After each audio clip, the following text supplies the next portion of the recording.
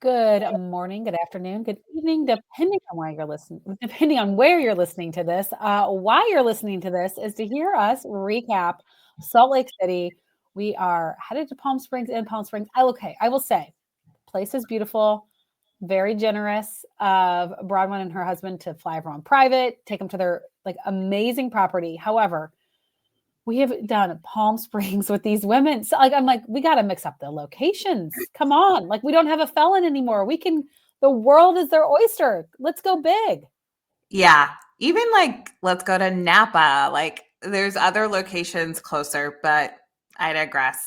Palm Let's go to Portland. Let's go to Seattle. Like, can we just mix it up a little bit? But anyway, yep, we're in Palm Springs.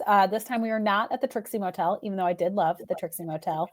But prior to heading out, we have a little, gathering of Lisa Barlow, Meredith Marks, and Heather Gay. And Heather kind of, shares a little bit about her interaction with Bronwyn. But prior to that, Meredith talks about her interaction with Sean, Angie's husband.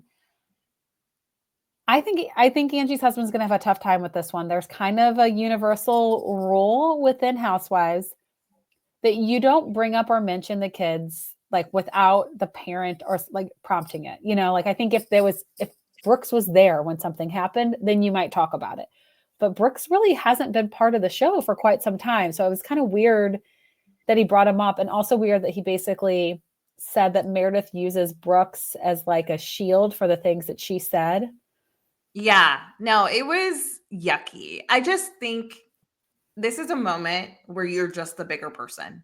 You can think Brooks could truly be in the wrong, but it just gives me the ick. Like I'm just picturing Warren and I having beef, and and his beef isn't even with Brooks. He just wants to basically, I think what he's trying to say is you are using Brooks as a way to like deflect from like, you talk about like what happened with Brooks so that people don't then point back to like, she possibly tried to out Sean, even though it was like weird. Like there was really no reason to even bring Brooks up. And it's such a weird jump to make. Like maybe just say, I think you use your family as a shield, or like you said some things about me, you implied stuff about me, and you've been through that with your family. Like, why would you put someone else through that? Like I'm waiting. I think my brain jumped to Seth, like holding the phone and like involving Brooks in that sense. But absolutely, it's just, let's just not bring kids into it. It's just icky. No matter the circumstances, it's just icky. But Heather Gay basically kind of tells a very different version of events. Heather's going to have a tough time at the reunion because I think she forgets that like we have cameras showing us everything that happened. So Heather, said that Bronwyn, was like, I mean, if, I did something wrong, you should let me know. And then basically also said that Heather felt as though Bronwyn wanted Heather to like beg to be invited to this trip, and she thought it was very odd, and she didn't feel like Bronwyn was trying to make things better.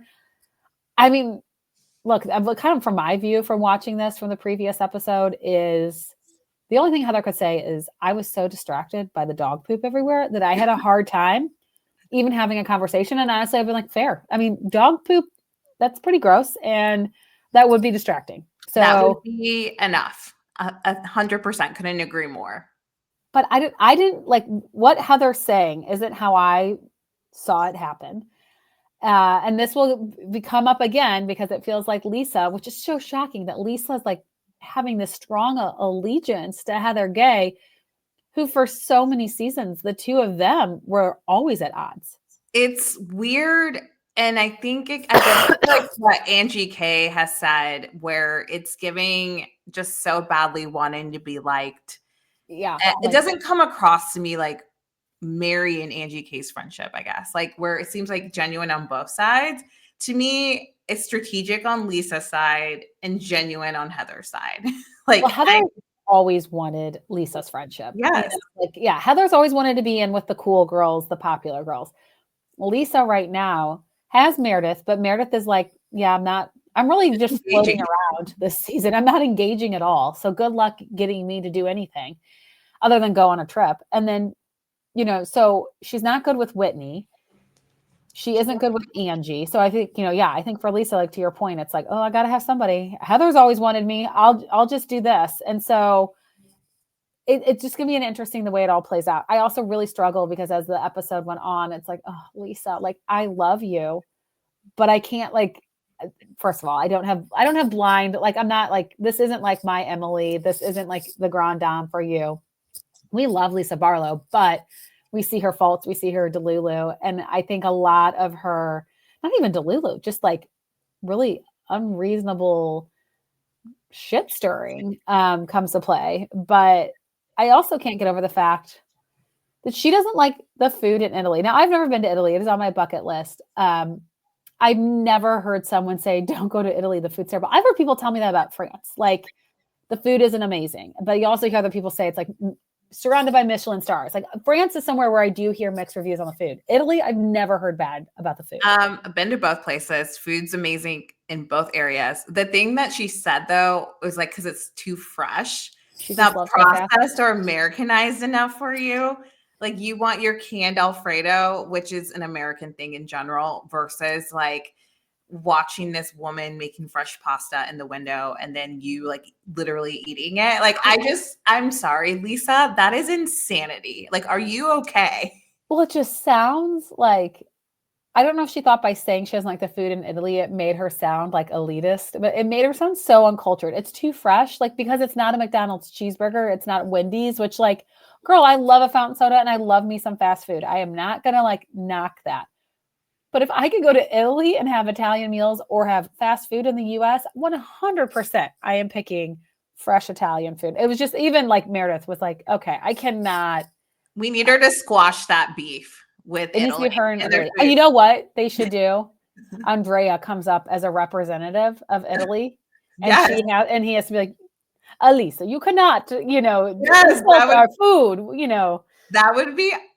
We're just coming up with all sorts of content ideas. I really wonder, like, if Bravo isn't listening, girls, I know if they're not listening to our podcast, we are giving you guys free $1 million ideas. Yes, squash that beef with Andrea and Lisa, and him bringing her a plate of food, like pasta that he made, and be like, "Tell me this isn't fresh enough for you," while he has his shirt off, just for the dramatics of it all, and just. She probably like, "Can I wash this down with like a Diet Coke?" Yeah, well, he could bring that too on a platter. Yeah. I feel like for an Italian though, like to wash it down with like soda would be. It's fine. We'll take our wins where we can. Also, side note, this is going to sound slightly crude, but I'm just going to say it. Barlow, we've never seen her tatas. I always thought she was part of the itty bitty titty committee. And she's got some melon. I'm like, girl, you're hiding like. How is she hiding that? Like she really does come across as flat chested. She always is like wearing like high necks. Like she very rarely. True, she will sometimes have a little bit of a plunge, but I think it's like because it starts here and then it like actually doesn't plunge deep. It just is like starts high shoulder. I was just like, girl, you're hiding the girls. She looks fantastic. Amazing. I just found myself distracted in their conversation, like staring at her boobs because they haven't been in my TV screen face before. I had the same, and they looked real. Like, not that it matters, but again, like they looked real. Like it's not like, oh man, like she's like, I was like, good for you. It's kind of like Amanda Batula. Remember, like she first came out and like, oh my god, you can't look at her. Stop looking at her. And Sierra, they both have the best boobs, and we can say that because we're women. Yeah, it makes me like want to. I mean, this is such a girl thing to like touch them because you're like. I did not have that thought. No, not like in a sexual manner, but just like, oh my god, like confirm they're real. Yeah, but also just like. I remember a friend who's had like amazing boobs, and we'd always joke that her boobs felt like pudding, just like you were just so perky and just. Is this the friend that you and I are both friends with? No. Oh, okay. But a shared friend who's a sorority sister of mine and in New York with us. Oh, you used to have amazing boobs in college. Yeah, I don't know. It's just something. Some of us girls, I guess I can't include Abby, but some of us girls think about. Anyhow, let's pivot over. Think about boobs all the time. I don't think about boobs all the time. You know what though? If I had the option to buy a $4 million necklace, I'd probably think about diamonds all the time. That was what, first of all, like when she showed up, I'm like, why is Bronwyn making this poor woman drive from LA to Palm Springs, which I know like miles wise isn't that long, but like she probably hit a shit ton of traffic.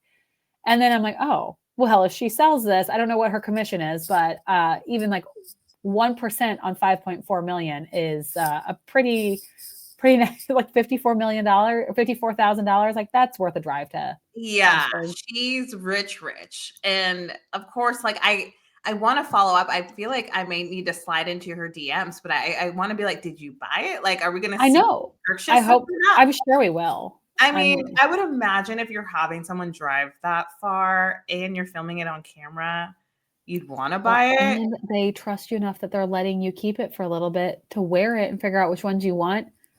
If someone like you and I would never be trust, like, I mean, I wouldn't steal it, but it's not like a jeweler's gonna be like, okay, why don't you borrow this $4 million necklace for the weekend and see if you like it? Like, I would be so afraid to even like put it on. I would actually say, please don't leave it in my house. Like, I don't want Yes. to be liable for this. My umbrella policy does not go up that high. Like, we can't have this. But No, not at all. Not so as that's going on, you know, we have this like, you know, the epitome of like just wealth, spending $5.4 million potentially on jewelry. And then we've got Angie and her husband deciding that they're going to play some volleyball. And the ball kept going into the water. I wanted to be like, just like tell Bronwyn, or I'm sure there's somebody like that. They had quite the staff. I'm sure somebody would go get the ball for you, but she was bound and determined to get it herself. It was funny, the juxtaposition of her like floating, like just taking the paddle and just like smacking the water. yes. Wow. And then while Sean is just like, I'm like, why isn't Sean just like get in the water? That's like what I would do. But it was just funny. And then just watching them play like volleyball, they just seem like little kids who had free time from their parents and like are doing stuff they normally don't get to do. Like, oh, the volleyball court, playing with that. It's just kind of funny to watch. I couldn't help but laugh too, because she's like, I think I'm just like naturally athletic like my father. And I was like, girl, you don't have an ounce of athleticism. And like, you couldn't kick the ball, you couldn't hit the ball. Even watching her get the ball out of the lake, she was resourceful. But I was like, that to me, we didn't see a lot of athleticism displayed, but very funny moment and good of, you know, production to have like, basically as they're looking at this jewelry, showing us the price tags, and you hear the like, of like the paddle hitting the water. I can't believe Todd wasn't like, what is happening? Like, I mean, maybe they could see it. I don't know. That high. He's like doing like math, like math, of course, throughout that. But then the women all, you know, we have everyone like they all kind of went off on their own a little bit, and then everyone's coming back together. They're hanging out in their like beautiful pool. I can't believe like they own this property. Like this looks like a private resort that you would like rent out for like a long weekend, and it would cost you a lot of money. So I mean, it's beautiful. Like the property, I mean, they had that lake, they had this beautiful pool. They have like, it was just really, really nice. And you're in Palm Springs. So they're all in the pool, and Bronwyn gets up to go to the bathroom. And for whatever reason, Lisa's like, I miss Heather Gay. I'm going to FaceTime her. Yeah. Which if Heather just couldn't make the trip because she had to go do like a book signing, or her daughter had something like her, you know, she was doing something with her daughters, but like she wasn't invited on this trip. And the person hosting you gets up, and you think that's the time to FaceTime. And then when the person comes back, you continue the FaceTime, and how awkward. I wish we could have seen Bronwyn's face when Lisa turns the phone and was like, all right, everyone says bye. We miss you. And Bronwyn's probably sitting there like, what the hell are you doing right now? Fuck. Yeah. I feel like Bronwyn had every right to be mad. I agree, because it just felt something she could have done like in her room. Like you could have there's other places to have FaceTimed her versus like this group setting. And I feel like Bronwyn, and especially knowing that Bronwyn and Lisa had a friendship before the show, I feel like the wheels are turning in Bronwyn's head of like, you are not as loyal and like as trusting as I thought. I walk away, you FaceTime this person who I told you disrespected me, and you think I'm going to be like cool with it? Like, hey, come on over, come to Palm Springs. It just, Lisa, honey, it's not working. And so then Bronwyn brings up, like, I tried to make amends with Heather. It was my intention to invite her on this trip. I realized by not inviting her, this drives a bigger wedge between us. However, I wasn't going to have her come if we weren't in a good place, you know? And so she was sort of explaining her side of it. I actually agreed with her point too. She's like, I just said how I felt and why I didn't choose to invite Heather. Heather is going to all of you and shit talking me and saying like, I'm two-faced, I'm horrible, I'm all these things. Like, maybe look at those responses and figure out where the truth might actually lie. Lisa's response was, well, like, I mean, I do believe Heather, and, you know, Heather's still an important friend to me. And, you know, Bronwyn was like, I would have liked a little bit more support. And then Lisa turns around and was like, well, I could have used, you know, your support when Whitney was yelling at me. And Bronwyn's like, I did. And we see footage of Bronwyn like sitting down and be like, Yeah. are you okay? So, I mean, again, I think that's like the light bulb goes off like, oh, and she even says it out loud. So when I have a situation with someone else, I'm on my own and you're not going to help me. But if you have a situation with someone else, you expect me to check on you and see how you're doing.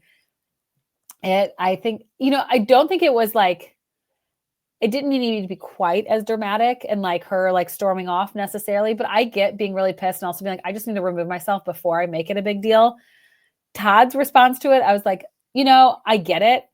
I don't know if we needed to jump right to like Kicking get you along out. or we're gonna leave, because when I saw the clip of him saying to John Barlow, either Lisa stops it or you guys need to leave, I thought it was like Lisa yelling and like making more of a scene.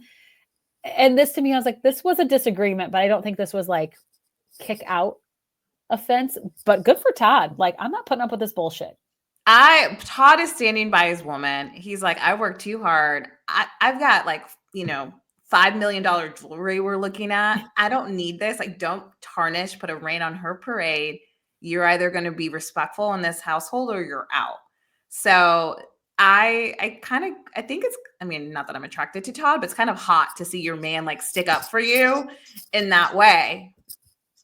I mean, I John don't know Barlow would do it. I feel like he would do it like if it were a like similar situation.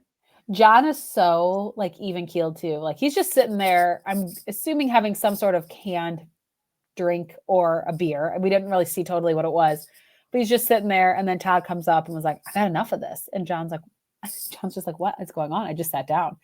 And he's like, Lisa and Bronwyn with their fighting, like Lisa needs to stop or you need to leave. And he's like, I'm going to go talk to Lisa. Like, he was so calm about it. It was kind of funny. I feel like I would have been a lot more frazzled than that. Like, oh my God, like we're going to get kicked out. I mean, I think he's used to Lisa's quick mouth or hasn't gotten like quickly accustomed to housewife Lisa. And we see her frantically calling him all the time. True. You know, he was just like, all right. John, like, just in general, like a lot. And I think she found such a good match because he is so even keel and can bring her back down to earth. But so, you know, they have their conversation. I have to wonder too, for Todd, how much of this is what happened, like Lisa, like not being a good friend. Is it that, or is it more of the whole situation with Bronwyn's daughter and Lisa? Like, at this point, I know Lisa hasn't gone out and said anything publicly yet, but Bronwyn brought up a really good point to Whitney. Like, Lisa knows that something like pretty serious and heavy is happening with my daughter and her father's family. And Lisa hasn't called to check in on me or asked me how I'm doing or like just anything. And I mean, I feel like that to me would probably be the most hurtful piece of it, is like, this is a good friend. This is a really sad topic. Like, when I shared with you what I went through and what that was like for me, even though you know the family, like, you know, I think she should have checked in a little bit, especially because Lisa was one who said like, well, the family wants to talk with her. So I just feel like Lisa's kind of involved and it would be a good friend to be supportive. I mean, that's gotta be hard for Bronwyn. You know, this family that abandoned her while she raised a child by herself, now like 18 years later wants to come in and possibly have a relationship. Like, that brings up a lot of old feelings. Absolutely. And I feel like I think we've all, as women, or you don't have to be a woman, but I think women especially have had moments where they look at their friendships and it's like, holy shit, I'm giving this person so much and I'm getting nothing in return. Something will trigger it. You don't always like see it right away, but that's clearly what's happening to Bronwyn for all the reasons that you just mentioned. Yeah. And so I wonder maybe for Todd, if it was just like, all right, that was the straw that broke the camel's back for me, because he already is like, I don't think Lisa's a good friend of Bronwyn. Here she is now kind of like upsetting my wife on a trip she's hosting. So then he's like, that's it. Like they need to go. What do you think is going to be the outcome of this? Do the Barlows leave or do they turn it around and stay? I think they stay. I do too. I'm trying to remember that scene where like Seth gets so angry, which is still to come. And I feel like they stay. I feel like Lisa's going to apologize to her and they'll stay. I don't see them leaving. The way they were like hanging out in the room, and we've seen Lisa get like pack her shit up. Yeah. It wasn't there like kick production out? Let me get my shit together and leave. Like, I think they stay. And also, Lisa's like smart. These are like Bronwyn's like a friend you want to have. She has got a lot of perks. I mean, she's a great human. Right. But I mean, like, how many of your friends have PJs? Exactly. In like a house in Palm Springs. Like, I wouldn't want to like. Also, I feel like Bronwyn's asking for like the bare minimum. Like, if I had a friend like that, whatever, call me shallow. Yeah. I'll take it. I would kiss her ass. Like, this person, honestly, that might be a situation where I let a little more slide because I'm like, the perks are good. The perks are good. And she's like fun to be around. She's not like horrible to be around. So I think they stay. I think they ultimately stay too. I think Lisa apologizes and says she just got, like she got a little like, overheated and she wants it to be a good trip and good. Like, I think they end up being okay. I'm sure there's a couple things that like happen where you're like, oh, like, is Lisa going to lose it again? But yeah, from like the clips that we saw for the season, it doesn't seem like this was, I think if this was the big drama, we might've seen a little bit more of like, that's it, we're out type of thing. And we didn't get that. Now, maybe they're holding it back and we're going to be surprised. You never know. I agree. Well, let's discuss, there's been a couple like pop culture headlining things that have happened within the last 24 hours. Number one, Dubai, as we suspected, and we told so many of you to listen or not listen, watch. You guys did not listen.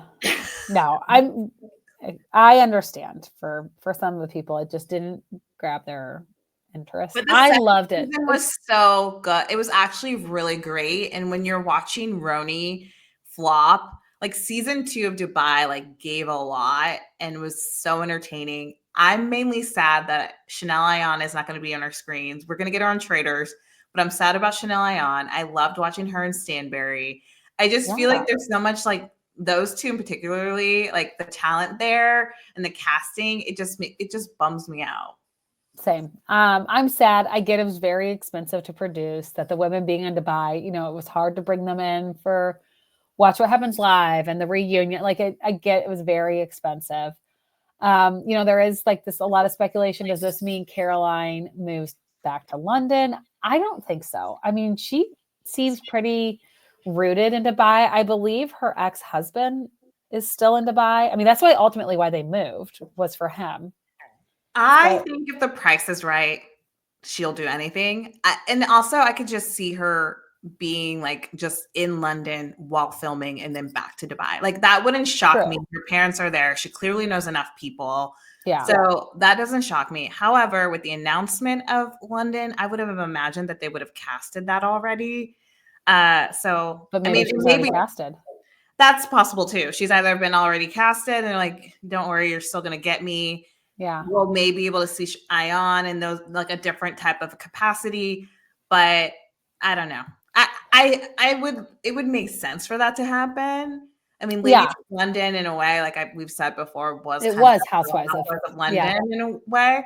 So we'll see. And then we get the smallest man who ever lived.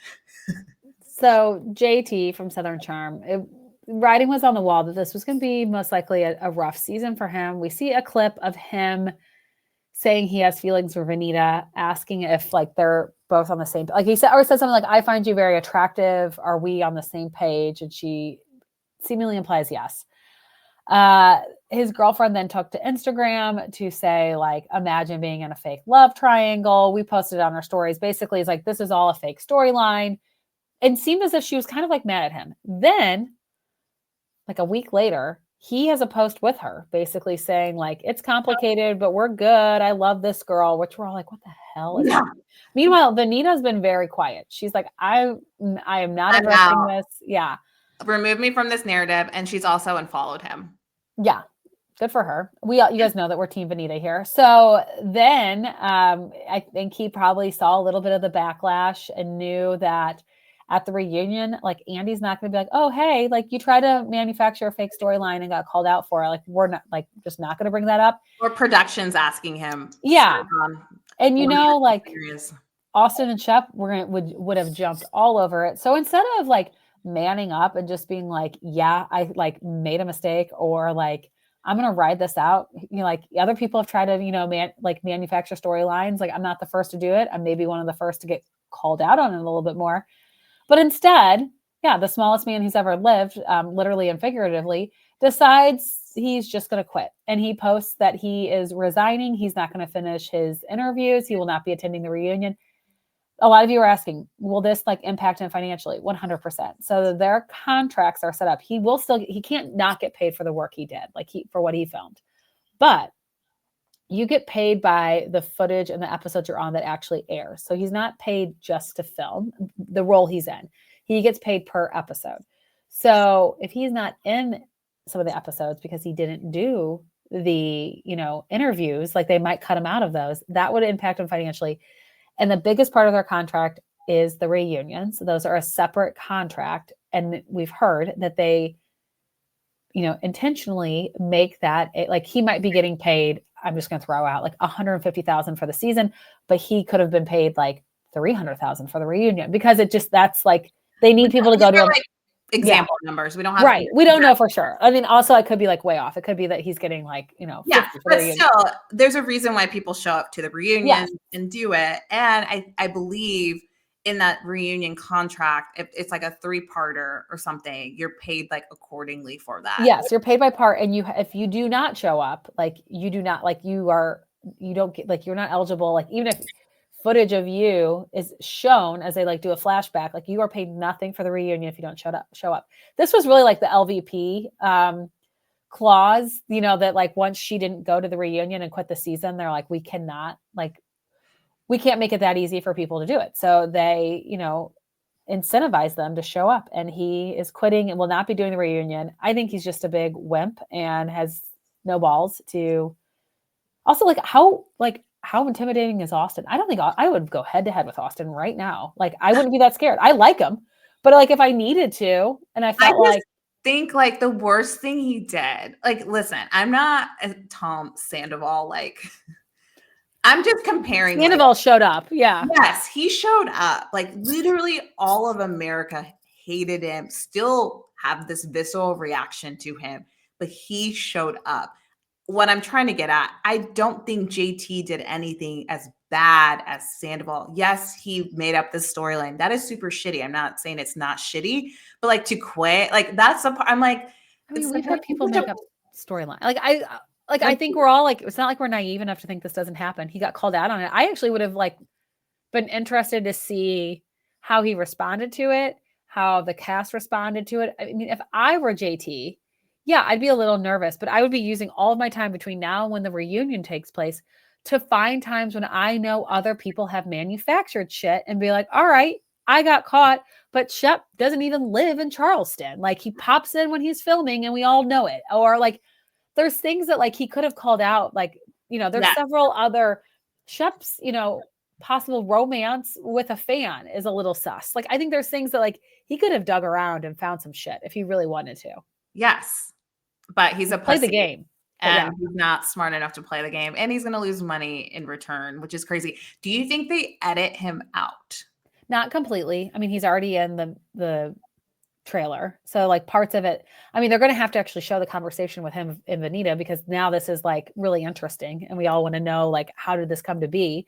So I don't think they edit him out completely, but like, let's just say originally he was going to be in, I think they usually do around like 14 to 16 episodes. Yeah. So let's just say originally he was going to be in 13 of them. I mean, I wouldn't be shocked if he's in 8. Like, I think they like dramatically cut out the number of episodes he's in. Some of it out of spite and because it's going to mess up the storyline if he can't be at the reunion. It's also about to air. So I would imagine that like the entire season. They got some time. I think they got some time. I bet they could go back. Like episodes 1 through 4 and 5 are probably like done. But I think they could go back and do some more. I mean, think about all the times I thought they had wrapped filming lately and they brought the cameras back up and made it work out where they could put extra That's true. episodes in. That's true. That's a good point. I just also wonder because he's such whiplash with his social media and so impulsive. It would not shock me if he were to come back and like didn't. I don't think they're gonna let him. I think like they're like, no, sir, you are done. So I don't know.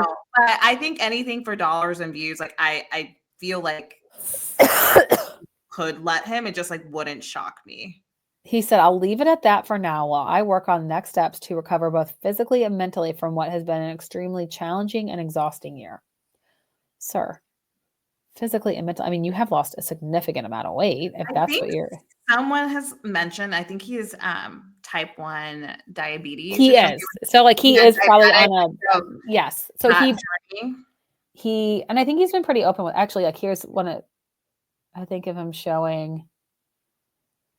So like he checks his glucose and yes, he is type 1. He has like a glucose monitor. So, I mean, he could be part of him losing weight. He could be on, Ozempic, like semaglutide.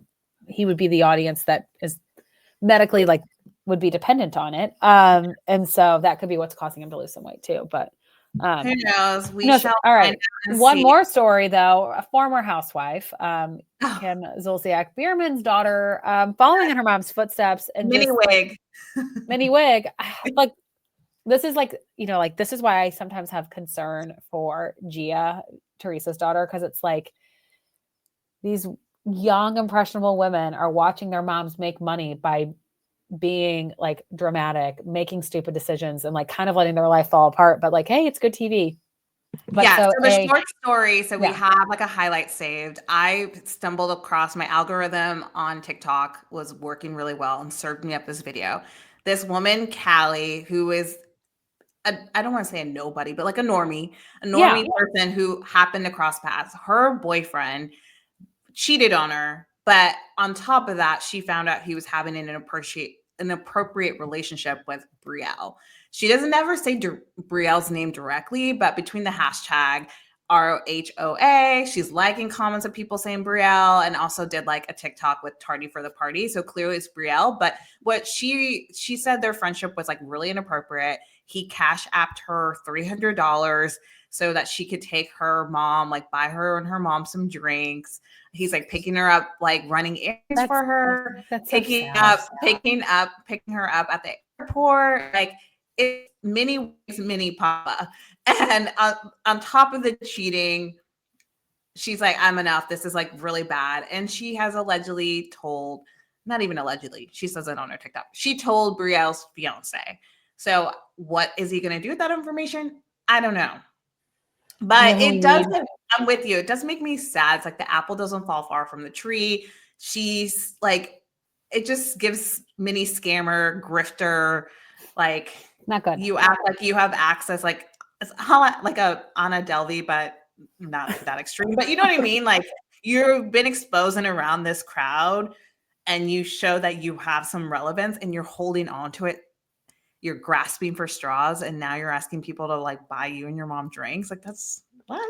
You know who we need though? You know who would help in this situation? Who? Lindsay Lohan daddy. Old school Atlanta, like I would say I'll die on this hill, but I feel like we would all be on the hill, so it would have to become like a mountain. That's peak Housewives. It does not get better. Like Lindsay Lohan daddy, buy wig, white refrigerator. Like, girl, we gotta get you a house. Like, like there's so many.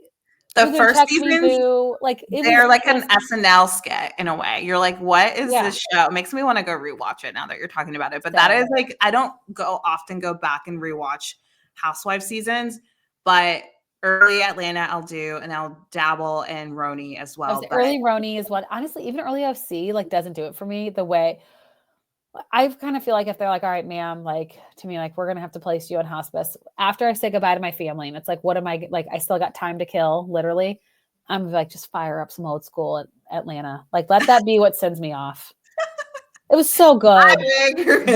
Literally my final words, bye wig. Bye wig. Mini wig is wigging out. She's wigging. Mini wig is wigging. And with that, We don't want to wig out on you guys.